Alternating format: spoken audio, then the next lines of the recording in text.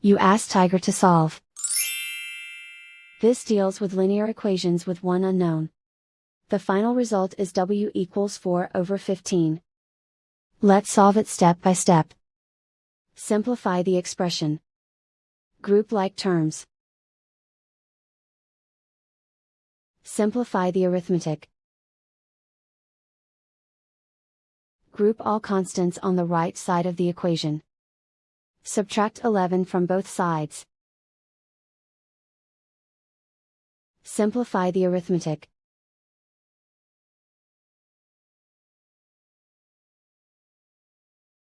Isolate the w.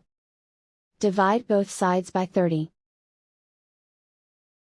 Simplify the fraction.